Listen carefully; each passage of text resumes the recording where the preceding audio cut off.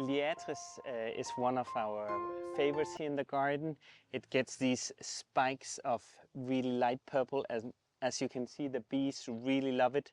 And we get full of purple all the way down. It's like really spikes of just this purple color. It's really a great one. And what we do to prepare for next year, we actually take seeds last year. I'm going to show you a little bit later how they look. But once they are finished flowering all the way down and turning brown, we collect the seeds and prepare for next year, because we do really love it in the garden here. So we have it in a big group in different areas, so it goes like again in the different areas. It's really a nice one where foliage is also really quite special. And what is another great thing is it flowers here when a lot of other things have been flowering in June, May, June, and now here in the beginning, mid-July, it starts to flower.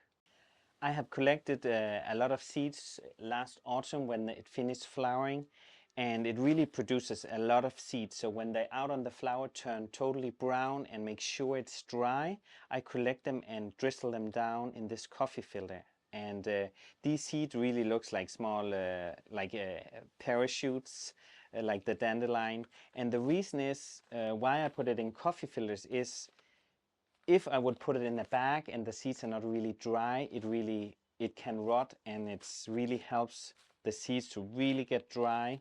And we always put a name on the coffee filter, and then we place them in our very cool work shed where we have all the seeds stored.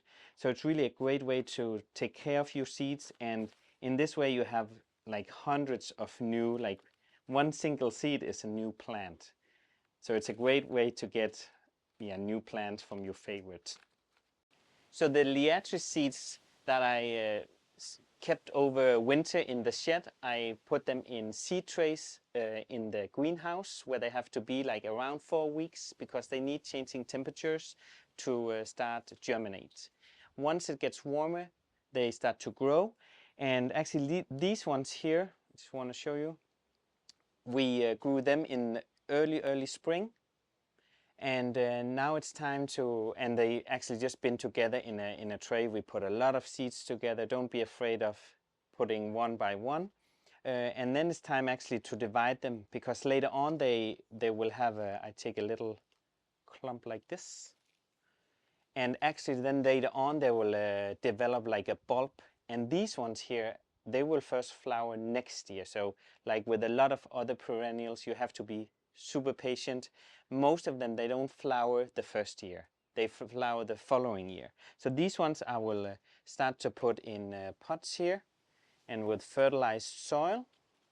And then it's actually, these ones are ready to go either to family or friends. It's a great way to get new plants, and also to other different homes.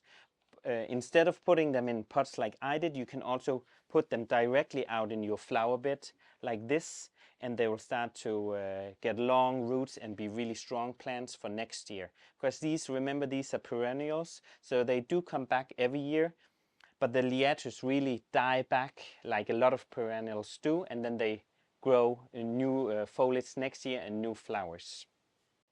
Here's the bulb I told you about. It's really tiny now, but by time it will really grow into a nice strong bulb where it'll have long roots.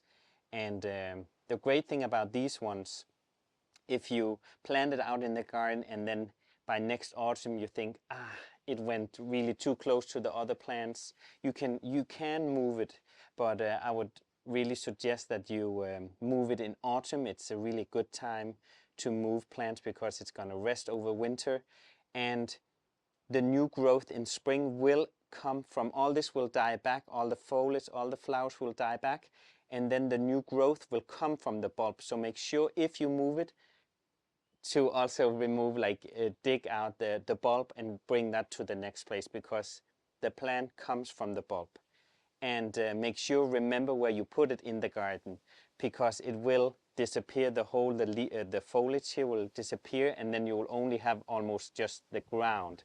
So just so you're not, be careful when you rake around. I have tried that many times, raking, and then I accidentally hit the bulbs. So put a little stick or just a little reminder where in the garden you place the Liatris.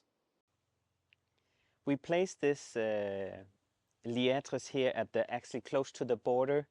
This one right here, because there's a lot of sun, gets quite high, but it is really a plant we like to see a lot, so we placed it close to the border. You could actually also move it a little bit further in. And we love to mix the colors, the color pattern in our flower bed. So we actually place it really close to the ox eyes here, the daisies, and also the nine bark, which has this dark foliage, and together with the echinacea and the other lilies over here. So it's really a different mix of colors in the flower bed together with the Liatris.